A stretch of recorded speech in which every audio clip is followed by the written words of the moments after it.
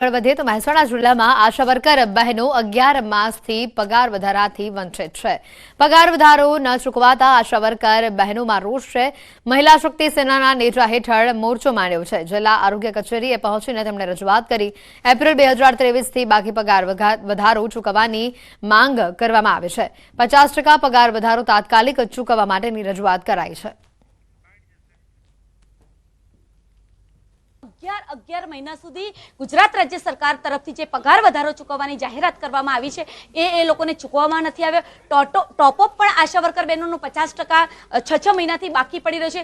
ત્યારે અધિકારીઓ પદાધિકારીનો તોતિંગ પગાર જો સમયસર થઈ જતા હોય તો આશા વર્કર બહેનો જેનું જીવન નિર્વાહ આ કામગીરી પર છે તો આ જે ખરેખર લાલિયાવાડી છે જિલ્લા પંચાયતના આરોગ્ય વિભાગની જે હરગીજ ચલાવી લેવામાં ન આવે। અમારું બિલ પણ અમારા હિસાબી શાખામાં રજૂ થઈ ગયું, પરંતુ હિસાબી અધિકારીશ્રીના કહેવા મુજબ બરાબર છે નીચેથી બિલો મંગાવો અને બિલો મંગાવીને અમે વેરીફાઈ કરીએ પછી એમના ખાતામાં પૈસા નાખવા માટેની જે વાત છે એના માટેના બિલો બધા મંગાવી દીધા છે અને એ બધા બિલો જે છે એ હિસાબી અધિકારીશ્રીને રજૂ કરે અને આમના જે પૈસા છે એ વિધિના 3-4 દિવસમાં ચૂકવવા માટેની અમારી કાર્યવાહી રહેશે। પાટણ નગરપાલિકાએ બાકી વેરાધારકો સામે લાલાંક કરી છે। શહેરમાં આવેલા સરદાર કોમ્પ્લેક્સમાં આવેલા આઈબીપી પેટ્રોલ પંપને સીલ કરવામાં આવ્યો છે।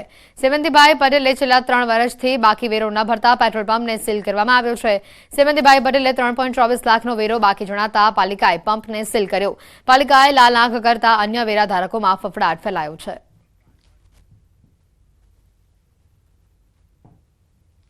આઈબીપી પેટ્રોલ પંપના માંગણા બિલ પણ ઇસ્યુ કરવામાં આવેલ હતા, તેમ છતાં એમને ટેક્સ ભરેલો નહોતો। છેલ્લા 3 વર્ષથી એમનો વેરો બાકી છે। 3,27,670 જેવો વેરો બાકી છે અને એમને અંતિમ નોટિસ આપી 1 મહિના પહેલાં પણ અંતિમ નોટિસ આપેલી છે, તેમ છતાં પણ એમને ટેક્સ ભરવાની વારંવાર રજૂઆતો કરવા છતાં ટેક્સ ન ભરપાઈ કરતા આજ રોજ અમારે એમને સીલિંગ કરવાની કાર્યવાહી હાથ ધરવામાં આવી। વલસાડના ઉમરગામના દરિયા કિનારે આવેલા ફણસા ગામની સરકારી પ્રાથમિક શાળાના બાળકે કમાલ કરી બતાવી છે। દરિયા કિનારે વિસ્તારમાં એકઠા થતા કચરાને સાફ કરવા માટે બાળકે બીચ ક્લીનર નામનું એક સાધન બનાવ્યું છે। લોખંડ અને જાળીથી બનેલું પાવડા જેવું આ સાધન જોવામાં સામાન્ય લાગશે, પરંતુ આનાથી દરિયા કિનારે એકઠા થતો નાનો કચરો સરળતાથી અને ઝડપથી સાફ કરી શકાય છે। સાગરખેડુ પરિવારનો દીકરો જેનિલ બાળપણથી જ ગામના દરિયા કિનારે ફરવા અને રમવા જતો હતો। દરિયા કિનારે ગંદકી જોઈ તેણે આ કામ કરવાનું વિચાર્યું અને પોતાની શાળાના શિક્ષકોનું માર્ગદર્શન પણ મેળવ્યું। આ સાધનનું નામ અમે બીચ ક્લીનર રાખ્યું છે। આ સાધનને દરેકને રેતીમાં ખેંચતા રેતી ધાતુની જાળી હોવાથી ગળાઈ જાય છે અને કચરો આ ધાતુની જાળીમાં રહી જાય છે। આ રીતે આપણે કચરો સરળતાથી દૂર કરી શકીએ છીએ।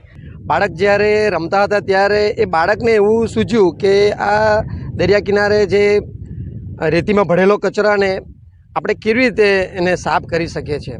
મોટો કચરો તો બાળકો સહજ રીતે સાફ કરતો હોઈએ છે, પણ એમને એક સરસ મજાનું એક સાધન વેસ્ટમાંથી બેસ્ટ તૈયાર કર્યું છે અને એમના દ્વારા જે ગળાયેલા કચરાનું પણ અમે અહીંયા સાફ સફાઈ કરી રહ્યા છે। આ કૃતિ સૌપ્રથમ જિલ્લા કક્ષાએ પસંદગી પામી, ત્યારબાદ રાજ્ય કક્ષાએ તેમની પસંદગી થઈ, ત્યારબાદ તેમની નેશનલ કક્ષાએ પણ પસંદગી પામી અને હવે એ આ કૃતિ આંતરરાષ્ટ્રીય કક્ષાએ પણ જવા જઈ રહી છે, જાપાન જવા માટે જઈ રહી છે, જે અમારા માટે ખૂબ જ ખુશીની વાત છે।